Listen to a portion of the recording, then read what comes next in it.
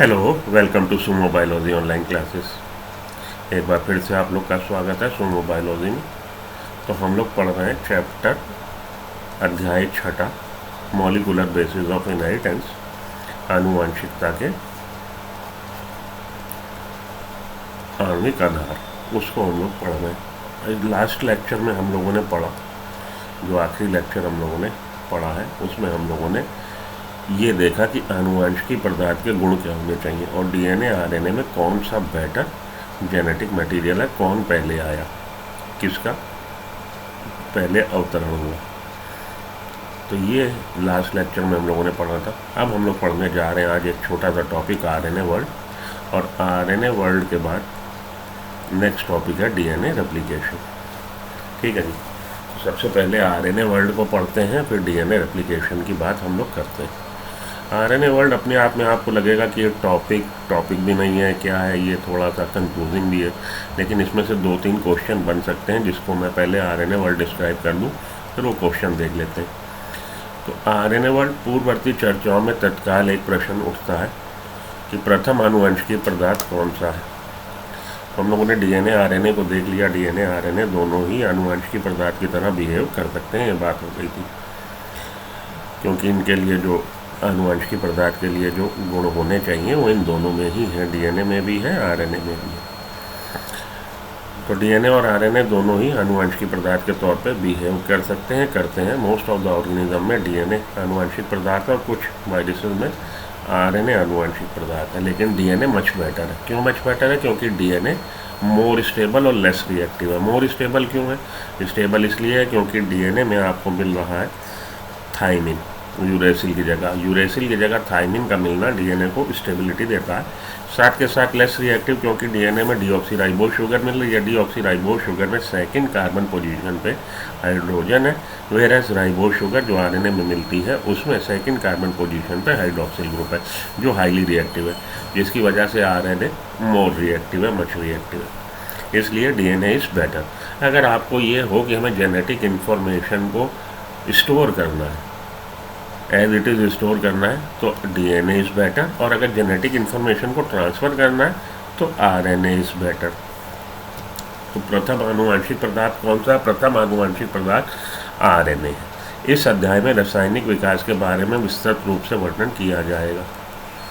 ठीक है, आगे हम लोग पढ़ेंगे, लेकिन संक्षेप में कुछ तत्वों बिंदुओं को हम अवश्य उजागर करने जा रहे हैं। आरएनए पहला आनुवंशिक पदार्थ है। साफ साफ लिखा है कि RNA was the first genetic material.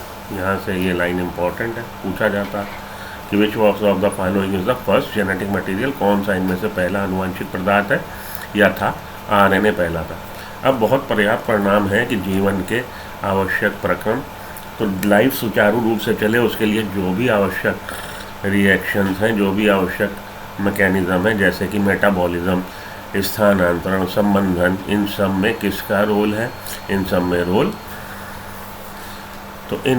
Role किसका है? आरएनए का है। मेटाबॉलिज्म, ट्रांसलेशन, आरएनए से डीएनए बनना, आरएनए से प्रोटीन बनना, ट्रांसलेशन, स्प्लाइसिंग, संबंधन, स्प्लाइसिंग हम लोग आगे देखेंगे। जब मैसेंजर आरएनए यूकैरियोटिक सेल पे बनता है तो उसमें एक्सॉन इंट्रॉन दोनों होते हैं और उसकी स्प्लाइसिंग करी जाती है, संबंधन किया जाता है।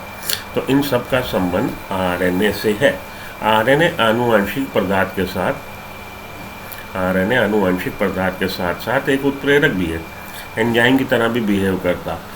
आरएनए आनुवंशिकी पदार्थ के साथ एक उत्प्रेरक भी है। जीव तंत्र में कई महत्वपूर्ण ऐसी रासायनिक अभिक्रियाएं हैं जहां पर आरएनए उत्प्रेरक की तरह काम करता है।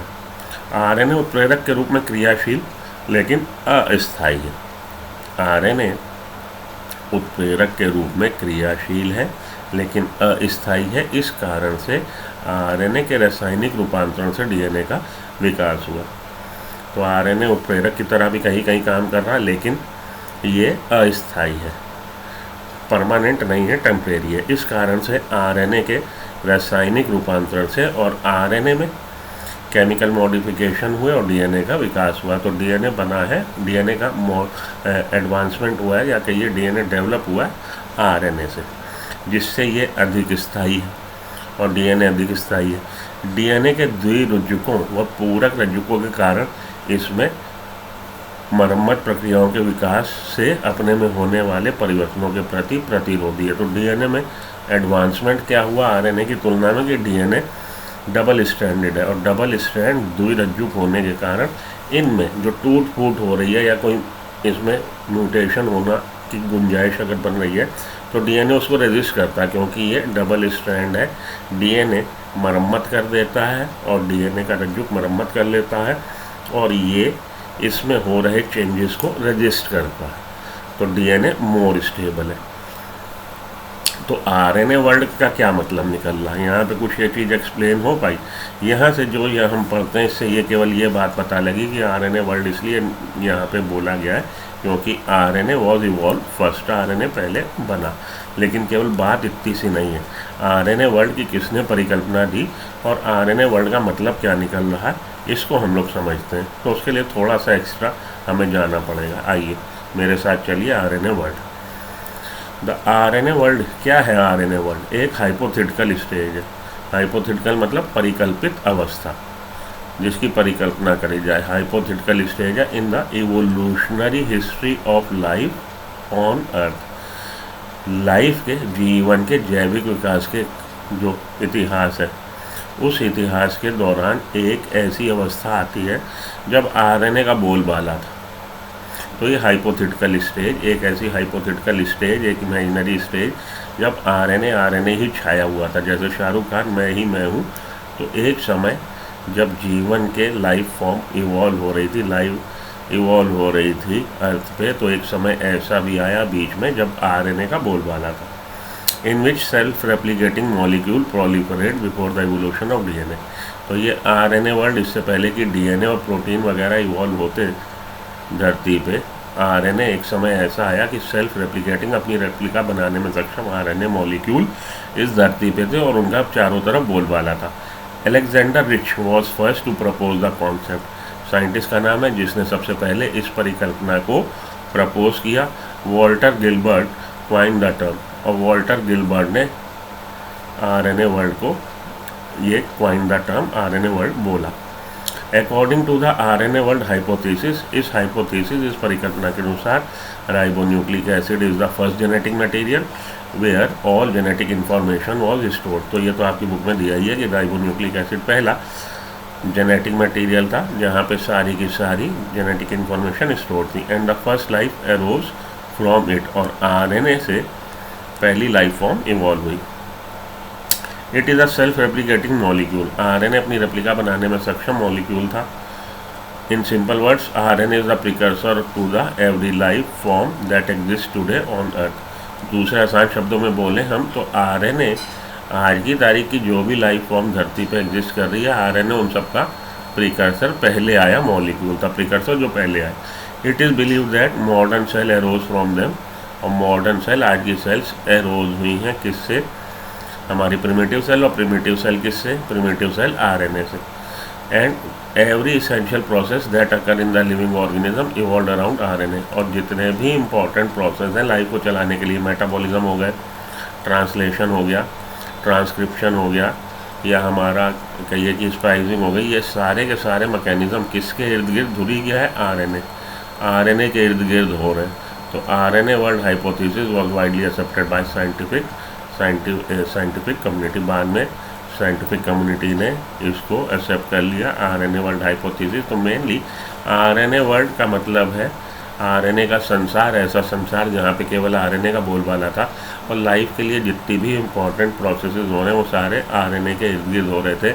आरएनए पहला जेनेटिक मटेरियल था और बाद में आरएनए से इवॉल्व हुआ डीएनए। आरएनए से प्रिमिटिव सेल बनी और प्रिमिटिव सेल से लेटेस्ट आज की सेल्स बनी है।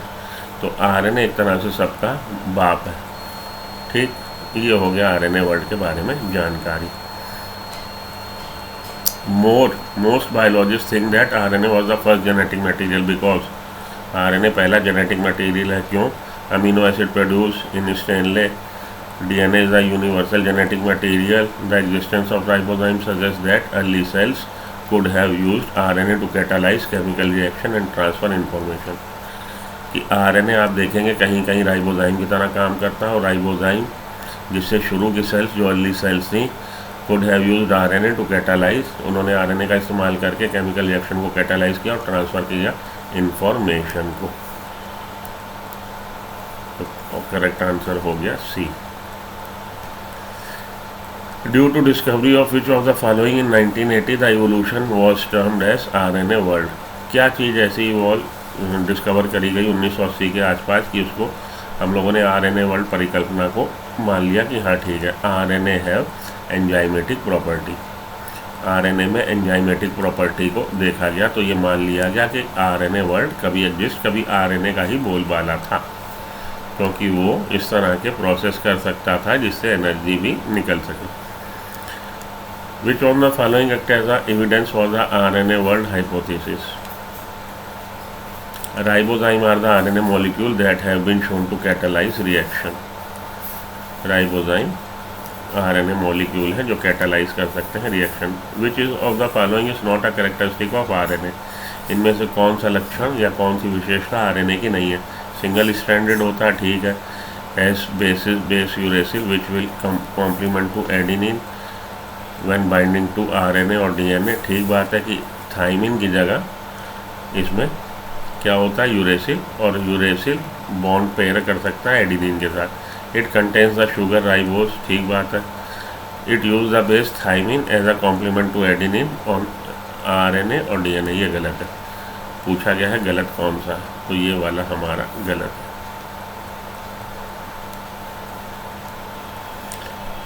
Anticodon is base triplet found in, चलिए छोड़िए इसको भी।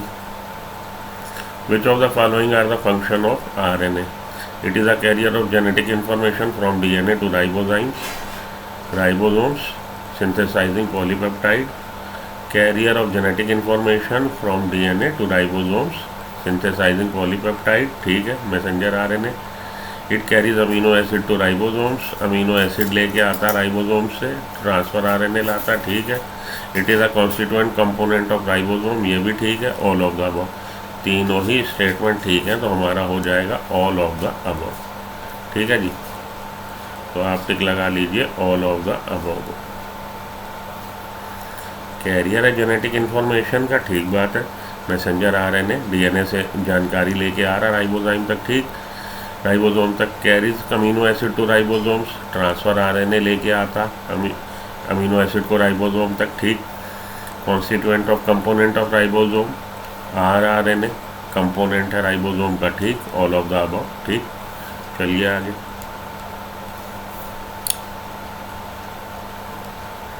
RNA is structurally susceptible to chemical and enzymatic degradation because of, तो ये ससेप्टिबल है, इसका हो सकता है केमिकल डिग्रेडेशन और एंजाइमेटिक डिग्रेडेशन हो सकता है।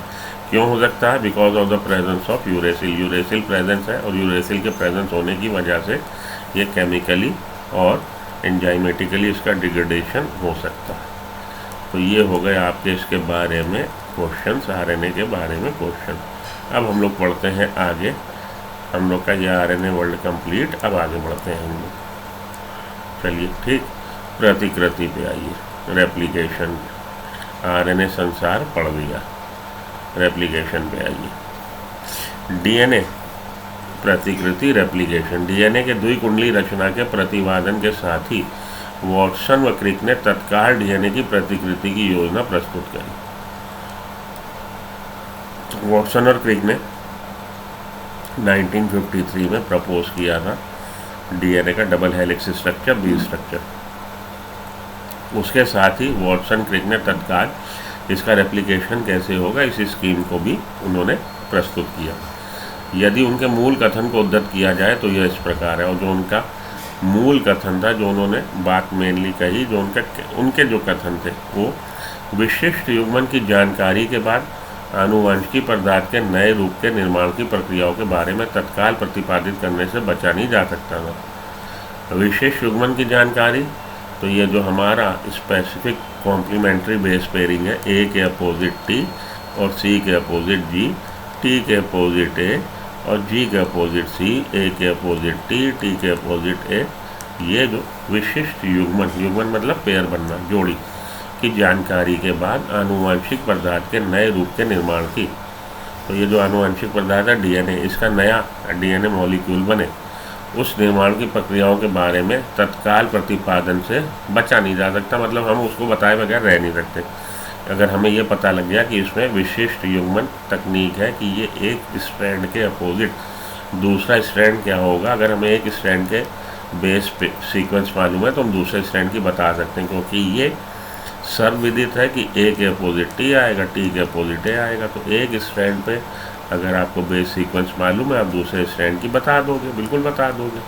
तो विशिष्ट युग्मन की जानकारी के बाद आनुवंशिक पदार्थ के नए रूप के निर्माण की प्रक्रियाओं के बारे में, ये आनुवंशिक पदार्थ का नया रूप जो बनने जा रहा है, नया डीएनए स्ट्रैंड, उसके निर्माण की प्रक्रियाओं के बारे में तत्काल प्रतिपादन करने से बचा नहीं जा सकता। हम उसको विशिष्ट युग्मन की तकनीक पता है तो हम उसको भी बताएंगे कि इनका रेप्लिकेशन या अपनी प्रतिलिपि कैसे बनाएगा।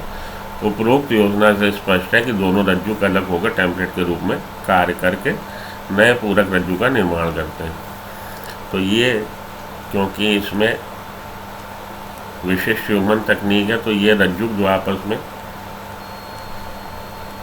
दक्षिणावर्त कुंडलित है, ये आपस में अलग हुए तो इस पर नए रज्जु बन जाएंगे।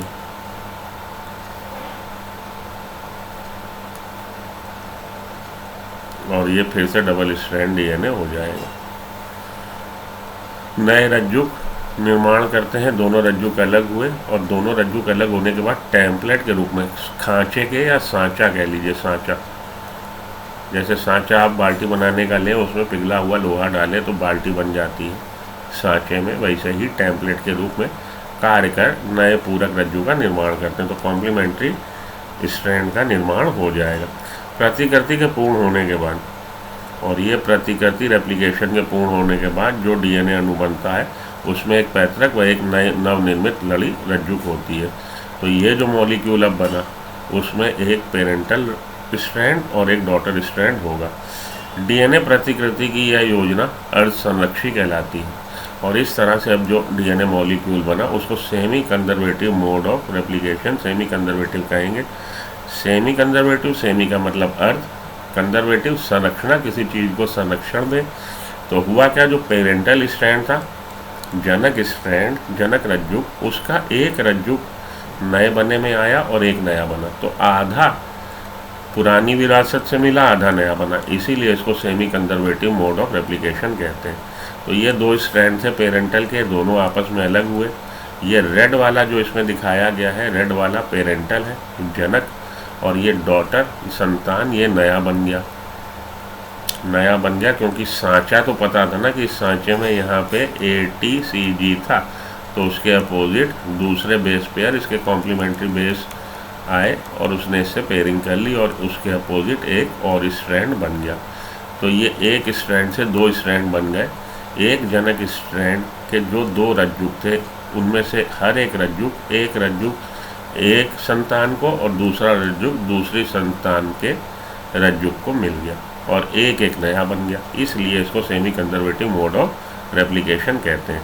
अब प्रायोगिक प्रयोग द्वारा, एक्सपेरिमेंटल द्वारा, एक्सपेरिमेंट एविडेंस द्वारा इस चीज़ को एक्सपेरिमेंट द्वारा प्रमाणित करना। एक्सपेरिमेंटल एविडेंस क्या है, अब यह सिद्ध हो चुका है कि डीएनए का अर्ध संरक्षी प्रतिकरण होता है। एक्सपेरिमेंटली भी, ये तो थ्योरी बात हो गई, थ्योरी के अलावा अब एक्सपेरिमेंटली भी इस चीज़ को साबित कर दिया गया है कि डीएनए का सेमी कंजर्वेटिव रेप्लिकेशन होता है। इसके बारे में सर्वप्रथम जानकारी इचेरिचिया कोलाई में प्राप्त हुई। तो सर्वप्रथम इसके बारे में जानकारी कि डीएनए का semi conservative mode of replication है, अर्ध संरक्षणी प्रतिकरण की विधि है, इसके बारे में सबसे पहले कैसे जानकारी मिली है, इचेरिचिया कोलाई से मिली है। और आगे जाकर उच्च जीवों जैसे पौधों व मानव कोशिकाओं में भी पता लग पाया और बाद में आगे चल के यूकैरियोटिक सेल्स में भी, हायर प्लांट्स में भी, हायर एनिमल्स में भी, जैसे प्लांट्स और मानव कोशिकाओं में पता लग पाया कि semi conservative mode of replication होता है, अर्ध संरक्षणी प्रतिकरण की क्रियाविधि है। मैथ्यू मेसेल्सन व फ्रैंकलिन स्टॉल, मैथ्यू मेसेल्सन व फ्रैंकलिन स्टॉल ने 1958 में निम्न प्रयोग किए। तो 1958 में मैथ्यू मेसेल्सन और फ्रैंकलिन स्टॉल ने प्रयोग किया। क्या प्रयोग किया, उन्होंने एशेरिचिया कोलाई को ऐसे संवर्धन में विकसित किया जिसमें नाइट्रोजन हैवी नाइट्रोजन था, भारी समस्थानिक था, N15 था। तो हमारा नॉर्मल नाइट्रोजन क्या है, N14 है, उसको N15 में ग्रो कराया। इन्होंने इकोलाई बैक्टीरिया को ऐसे कल्चर में डेवलप किया जिसमें N15 15 NH4Cl N15 नाइट्रोजन का भारी समस्थानिक आइसोटोप है, हैवी आइसोटोप। अमोनिया क्लोराइड कई पीढ़ियों तक अमोनियम क्लोराइड कई पीढ़ियों तक केवल नाइट्रोजन का स्रोत है। तो बैक्टीरिया को इन्होंने डेवलप करवाया, बैक्टीरिया की कल्चर फॉर्मेशन किया, बैक्टीरिया को ग्रो करवाया और बैक्टीरिया के कई पीढ़ियों तक उसको केवल नाइट्रोजन, हैवी नाइट्रोजन दिया, दूसरा नाइट्रोजन नहीं दिया, जिसके परिणाम स्वरूप नवनिर्मित डीएनए व अन्य दूसरे नाइट्रोजन युक्त यौगिकों में N15 व्यवस्थित हो जाता है, इनकॉर्पोरेट हो जाएगा, समाहित हो जाएगा।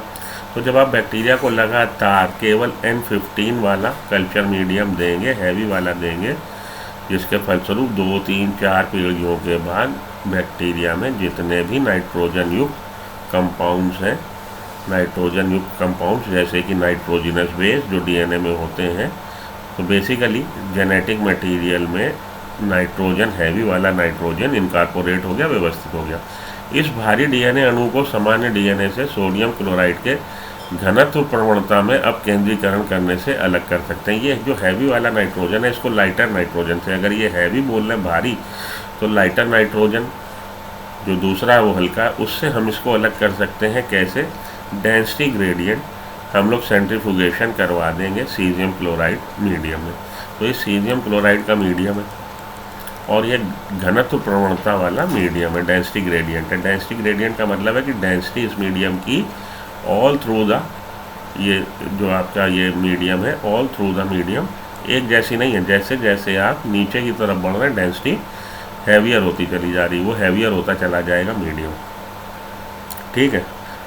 तो क्योंकि वो डेंसिटी ग्रेडियंट है, ग्रेडियंट का मतलब प्रवणता, प्रवणता का मतलब है कि ऊपर से नीचे तक एक ही जैसा नहीं है उसकी डेंसिटी, ऊपर हल्की है और धीरे धीरे जैसे जैसे आप बिलो की तरफ बढ़ रहे हैं, बॉटम की तरफ बढ़ रहे हैं, तो उसकी डेंसिटी मीडियम की हैवी होती चली जा रही है। Density gradient caesium chloride medium पर अगर हम इसका क्या करेंगे, हम इसको करेंगे अब केंद्रीकरण। तो ये देखिए क्या कह रहा है यहाँ पे कि इसको हम लोगों ने भारी अणु को समान डीएनए से सोडियम क्लोराइड के घनत्व प्रवणता में अपकेंद्रीकरण से अलग कर सकते हैं। तो हैवी नाइट्रोजन को लाइटर नाइट्रोजन से सीजियम क्लोराइड के घनत्व प्रवणता में अपकेंद्रीकरण करने से अलग कर सकते हैं। कृपया ध्यान दीजिएगा, नाइट्रोजन विकिरण सक्रिय समस्थानिक नहीं है, तो रेडियो एक्टिव आइसोटोप नहीं है। N15 हमारा रेडियो एक्टिव आइसोटोप नहीं है, हैवी आइसोटोप है और घनत्व के आधार पर इसको अलग किया जा सकता है। इसके बाद कोशिकाओं को ऐसे संवर्धन में स्थानांतरित किया गया जिसमें साधारण NH4Cl था।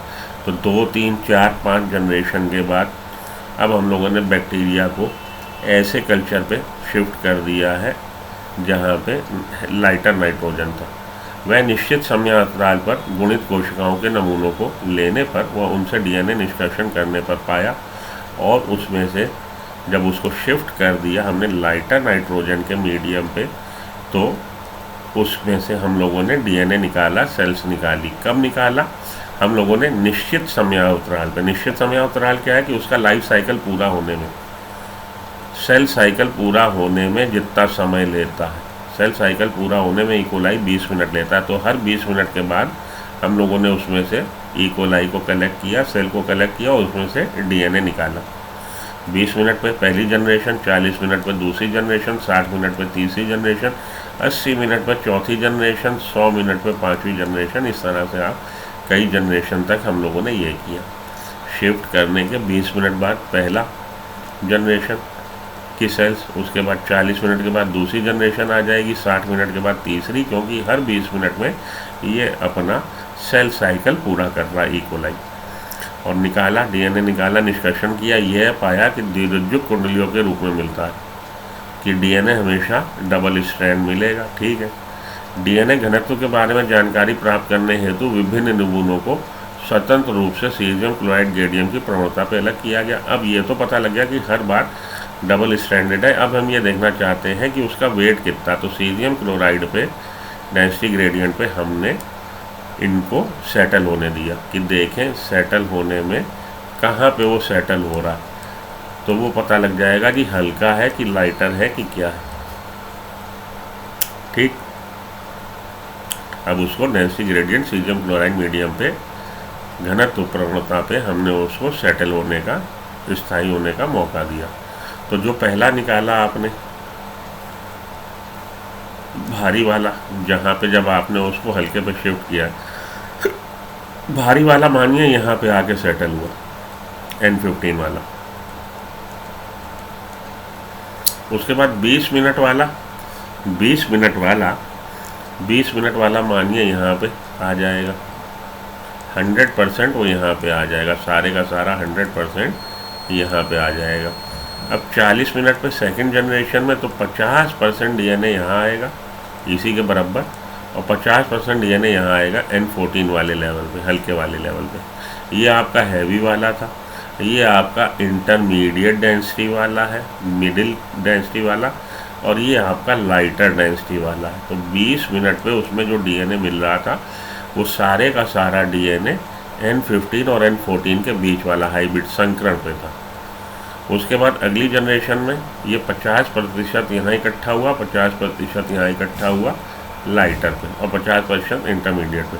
उसके बाद क्या होगा, उसके बाद ये हो जाएगा 75% यहाँ, 25% यहाँ, 75% लाइटर और 25% आपका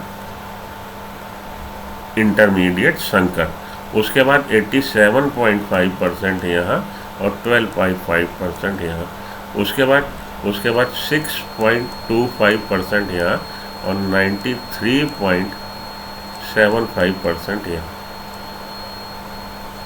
ये क्या हो रहा, मतलब क्या निकल रहा, मतलब ये निकल रहा भैया कि जब हैवी वाला था, हैवी वाले में दोनों रज्जु कैसे थे, N15 थे। अब आपने उसको शिफ्ट कर दिया N14 में, तो ये दोनों रज्जु अलग अलग हुए और इस पे बन गए 2 लाइटर, क्योंकि N14 वाले मीडियम पे अब आप उसको ग्रो करा दो।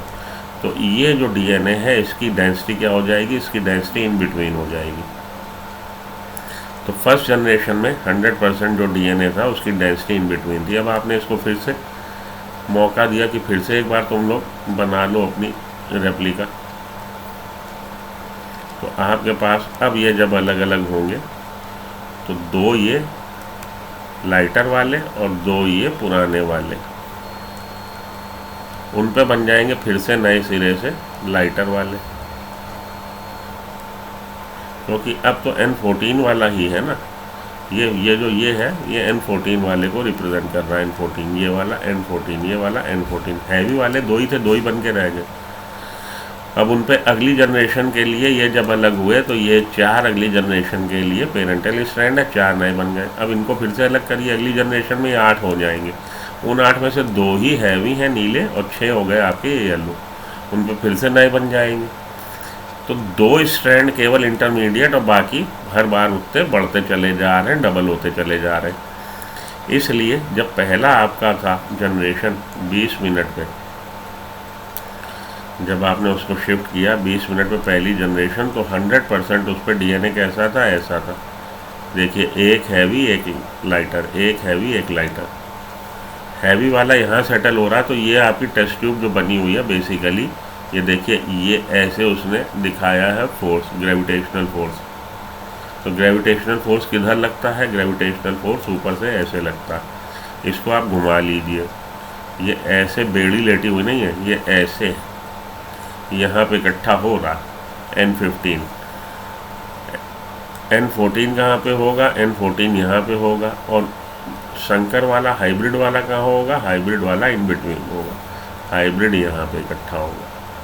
डेंसिटी ग्रेडियंट है ना, जितना ज़्यादा हैवी उतना ज़्यादा वो बॉटम की तरफ इकट्ठा होगा। यहाँ हैवी N15 वाला, यहाँ पे 14 वाला, और यहाँ पे 14 और 15, एक स्ट्रैंड 14 एक स्ट्रैंड 15।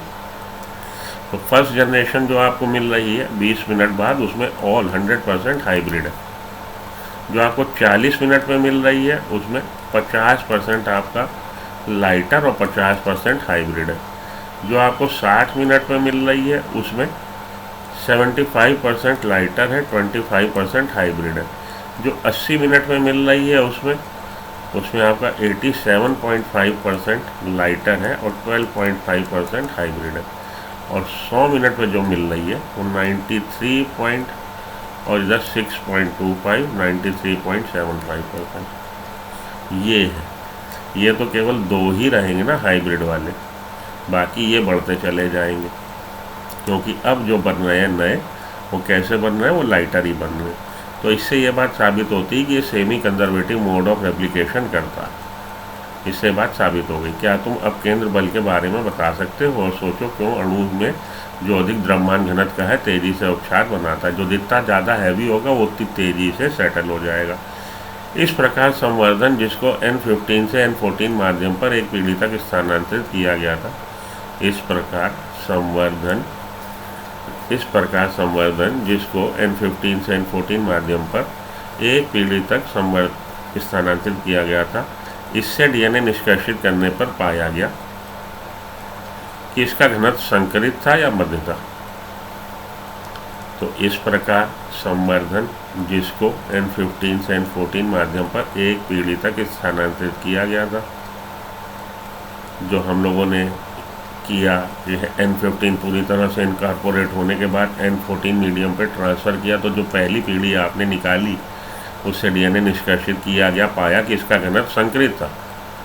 उसका घनत्व जो था वो हाइब्रिड था। 20 मिनट बाद प्रथम पीढ़ी, ई कोलाई 20 मिनट में विभाजित होता है। डीएनए जो दूसरी पीढ़ी का था 40 मिनट बाद, उसमें समान मात्रा में 50-50%। तो पहला आपका 100%, दूसरा आपका 50-50%। और आगे के मैंने लिख दिए। ई कोलाई के 80 मिनट बाद वृद्धि से प्राप्त डीएनए में हल्के और संकरित घनत्व का क्या होगा। तो 60 मिनट पे क्या था, 60 मिनट पे 75-25 था। 80 मिनट पे कितना था, 80 मिनट पे 87.5 और 12.5% था। और 100 मिनट पे कितना था, 100 मिनट पे आपका 93.25 और 6.75 था। ठीक है जी। ठीक इसी प्रकार का प्रयोग टेलर और उसके साथियों ने 1958 में विसिया फाबा पे किया। इसी से मिलता जुलता प्रयोग टेलर और उसके सहयोगियों ने 1958 में विसिया फाबा पर किया। नवनिर्मित डीएनए का गुणसूत्र में वितरण का पता लगाना चाहता था। तो वो भी यही जानना चाहता था कि ये डीएनए का रेप्लिकेशन किस तरह से होता है। नवनिर्मित डीएनए का गुणसूत्र में वितरण को पता लगाना चाहता था। क्रोमोसोम में इसका डिस्ट्रीब्यूशन का पता लगाना चाहता था। उसके लिए उसने विकिरण सक्रिय थाइमिडीन का प्रयोग किया। ये लाइन इम्पॉर्टेंट है। उसने रेडियो एक्टिव थाइमिडीन का प्रयोग किया। इस प्रयोग से सिद्ध हो गया कि गुणसूत्र में डीएनए अर्ध संरक्षणी तरह से प्रतिकृति करता।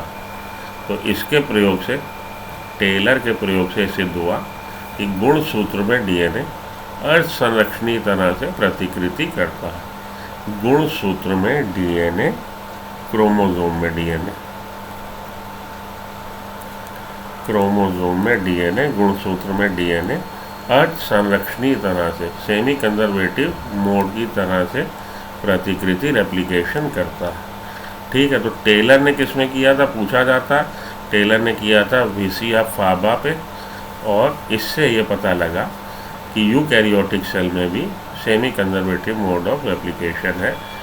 डीएनए जो रेप्लिकेट हो रहा गुणसूत्र में, क्रोमोसोम में, वो सेमी कंजर्वेटिव तरह से रेप्लिकेट हो रहा। इन्होंने भी 1958 में किया था, उसने भी 1958 में किया था। समझ में आ गई बात। तो ये हमारा आके हो गई रेप्लिकेशन की, semi conservative mode of replication की बात।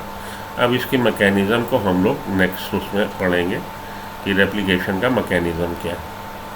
मैकेनिज़्म ऑफ रेप्लिकेशन और एंजाइम, ये टॉपिक हम लोग नेक्स्ट उसमें पढ़ते हैं क्लास में। तो आज के लिए इतना ही। अब इससे रिलेटेड क्वेश्चन हम लोग देख लेते हैं जो हम लोग के पास क्वेश्चन बैंक में रहते हैं डीएनए रेप्लिकेशन से संबंधित।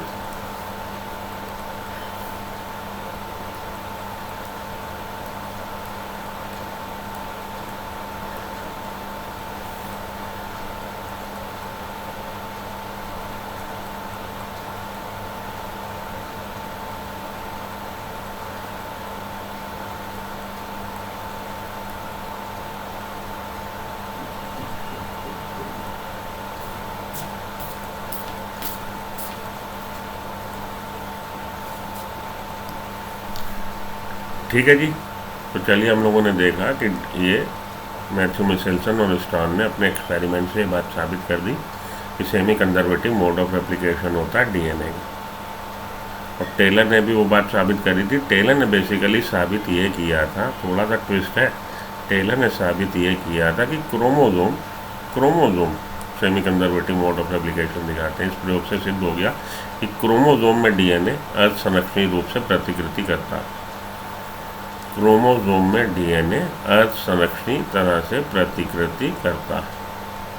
तो थोड़ा सा ट्विस्ट है, क्रोमोजोम में डीएनए, और उन्होंने बोला डीएनए मैथ्यू मिशेल्सन और स्टॉर्न ने। और इसने किस पे किया था? अपने टेलर भाई साहब ने किया विसिया फाबा पे, उन्होंने किया इकेरेकिया कोलाई पे। उन्होंने लिया था हैवी नाइट्रोजन और इन्होंने लिया था थाइमिडीन रेडियो एक्टिव हाइड्रोजन। ठीक है, ये थोड़ी सी बातें हैं जो आपको याद में रखनी है। अब हम लोग इससे रिलेटेड कुछ क्वेश्चन देख लें और अगले लेक्चर में हम लोग इसकी कार्यप्रणाली व एंजाइम को देखेंगे। आइए क्वेश्चंस देख लें। कह रहा isotope used in proving semi conservative replication of DNA, कौन से आइसोटोप को इस्तेमाल किया गया था? तो N14 और N15 को इस्तेमाल किया था, लाइटर नाइट्रोजन और हैवी नाइट्रोजन। ठीक है, ये आंसर हो जाएगा आपका। DNA replication occur in 5' to 3' direction. DNA replication 5' से 3' डायरेक्शन में होता क्यों? DNA polymerase can polymerise nucleotide in 5' to 3' direction. ये हमेशा डीएनए पॉलीमरेज कर सकता है, जोड़ सकता है, हमेशा 3' एंड से जोड़ता है, क्योंकि 3' एंड पे OH ग्रुप फ्री होता है। इसलिए न्यूक्लियोटाइड को जोड़ने का काम ये जो करता है 3' एंड से करता है। तो हमेशा रेप्लिकेशन 5' एंड टू 3' एंड की तरफ होता है। डीऑक्सीराइबोन्यूक्लियोटाइड ट्राइफॉस्फेट सर्व डुअल पर्पस, ये तो अभी हम लोगों ने डीएनए रेप्लिकेशन पढ़ा दी। आगे बढ़ते हैं। द एंजाइम विच कट्स, अभी हम लोगों ने पढ़ा नहीं, वो पढ़ लेंगे तो उसको लगाएंगे। एंजाइम डीएनए पॉलीमरेज, कोई ज़रूरत नहीं। हेलिकेज, अभी रुक जाओ। मैथ्यू मिशेल्सन और स्टॉल में, अब यहाँ पे आओ, इसको समझो। मैथ्यू मिशेल्सन और स्टॉल के एक्सपेरिमेंट में 4th जनरेशन बैक्टीरिया में क्या रेशियो था? क्या रेशियो था? हैवी का, हाइब्रिड का और लाइटर का। तो 4th जनरेशन देखिए, पहली जनरेशन पे दो थे डीएनए मॉलिक्यूल पहली जनरेशन में, दूसरे में 4 थे, तीसरे में 8 थे, चौथी जनरेशन में 16 थे। इन दो में सारे के सारे हाइब्रिड थे। 4 में 2 हाइब्रिड थे, हाइब्रिड 2 ही रहेंगे इसके आगे, 2 हाइब्रिड थे और 2 आपके लाइटर थे। तब ये हमने 50-50% लिखा था। 3rd जनरेशन में मतलब 60 मिनट पे 8 बन गए थे, 8 में से 2 हाइब्रिड, ये 2 ही हाइब्रिड रहेंगे। अब 6 हो जाएंगे, तो ये हो गया 75% लाइटर और 25% हाइब्रिड। चौथी जनरेशन में 16 थे, जिसमें 2 हाइब्रिड थे और हमारे 14 लाइटर थे। तो 87.5% आपके लाइटर और 12.5% आपके हाइब्रिड। चौथी जनरेशन पे 80 मिनट पे पूछा। तो 14 आपके 14 आपके लाइटर हैं, 2 आपके हाइब्रिड है और 0 आपका हैवी है। तो 14, 2, 0 एक साथ कर लीजिए, आंसर हो जाएगा आपका हैवी वाला हमारा 0, हाइब्रिड वाला 2 को 1 कर दिया है और 14 को इसने 7 कर दिया, 017। ये वाला इम्पॉर्टेंट है, ये अगर समझ में आया वेल एंड गुड। इसी तरह से क्वेश्चन आता, नहीं समझ में आया तो लेक्चर पूरा देखो ध्यान से और फिर से इसको समझ लो। भैया 20 मिनट जब पहला था तब 100% हैवी था, ये 2 ही हैवी। उसके बाद 20 मिनट पे ये 2 अलग हुए और इस पे 2 नए बन गए। अब जब भी बनेंगे वो लाइटर ही बनेंगे। तो 20 मिनट पे ये 2 हैं, सारा का सारा हाइब्रिड है। अब 40 मिनट पे 4 हो जाएंगे, 4 में ये चारों अलग अलग हुए। अगली जनरेशन के लिए ये चारों अलग अलग हुए, उन 4 में 2 आपके हैवी थे और जो नए बने आपके लाइटर फिर से। तो 2 लाइटर और 2 हाइब्रिड हो गए। अब अगली 60 मिनट में ये 4 के 8 हो जाएंगे। तो 8 में से 6 आपके कैसे हैं और 2 आपके रेड वाले। अब उसमें फिर से बन जाएंगे दो, कौन से, ब्लू वाले, तो फिर से हाइब्रिड रहेंगे दो और 6 हो जाएंगे लाइटर। तो हाइब्रिड तो दो ही रहेंगे आखिरी दम तक। ये बढ़ते चले जा रहे, एक से फिर दो हुए, फिर 4 हुए, फिर 8, फिर 16, फिर 32, फिर 64। तो लाइटर तो दो ही रहेंगे, हाइब्रिड तो दो ही रहेंगे, बाकी के अब लाइटर ही बनेंगे। तो उसी हिसाब से पहले एक जनरेशन पे फिर 20 मिनट पे 100% हाइब्रिड था, फिर वो 50% रह गया, फिर वो 25% रह गया, फिर वो 12.5% रह गया, फिर वो 6.25% रह गया, फिर वो 3.125% रह गया। इस तरह से कम करते चले जाइए आप, ठीक है। आ गया समझ में? अच्छी बात है, नहीं आया तो भी अच्छी बात है, आगे चलो। हो गया ख़त्म ये क्वेश्चन। अब आपके बचा हमारा डीएनए रेप्लिकेशन की क्रियाविधि, ये हम लोग अगले लेक्चर में पढ़ेंगे, उसकी कार्यप्रणाली व एंजाइम। तो आज के लिए इतना काफ़ी। अब इसका डीएनए रेप्लिकेशन की सिंथेसिस कैसे होती है और कौन से एंजाइम है वर्किंग, ये हम लोग नेक्स्ट टाइम पे पढ़ते हैं। तो हैव अ नाइस डे। बने रहिए सुमो बायोलॉजी के साथ, पढ़ते रहिए, क्वेश्चन ज़रूर लगाते रहिए। मिलता हूँ ब्रेक के बाद, DNA replication, mechanism and enzyme. Thank you.